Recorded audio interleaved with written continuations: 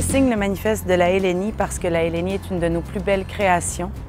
J'endosse l'improvisation théâtrale parce que depuis que j'en vois, je considère que ça fait partie de notre identité puis que c'est une forme d'art complète, à part entière, autonome, qui ne coûte rien. Pour moi, c'est un terrain de jeu où la liberté côtoie la rigueur. La liberté parce qu'évidemment, dans l'improvisation, il faut être très spontané, mais en même temps, il y a une rigueur, il y a des règles à respecter.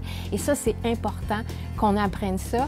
Et c'est important de l'apprendre souvent très jeune. Et ça, c'est encore un des beaux cadeaux de l'improvisation théâtrale. Ce qu'il faut comprendre, en fait, de l'improvisation, c'est que ça ne ressemble à aucune autre forme d'art. Quand je parle d'art, je parle vraiment de l'art de la scène. C'est pas du théâtre, il n'y a pas d'auteur, il n'y a pas de metteur en scène.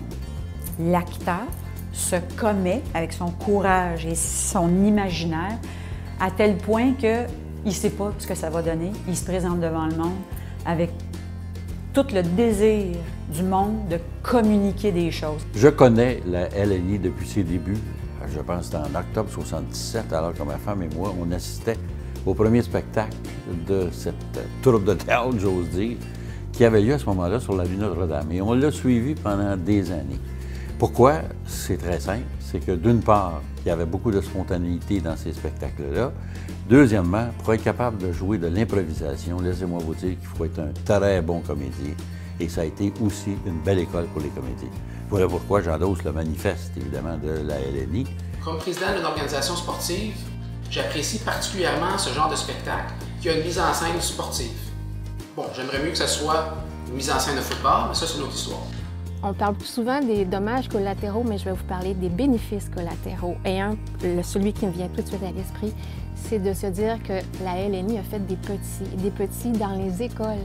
Et il y a beaucoup de jeunes, je crois, qui ont traversé leur adolescence avec beaucoup plus de facilité parce que l'improvisation existait. Et je pense que c'est une organisation culturelle importante au Québec qui a eu des répercussions internationales, qui aide les jeunes comédiens et en même temps qui donne au public un spectacle vraiment extraordinaire. Donc, je pense qu'on est rendu à un moment donné au Québec où on devrait voir cet outil-là pour ce qu'il est et admettre que c'est devenu, depuis 1977, un incontournable. Les improvisateurs québécois sont considérés les meilleurs au monde.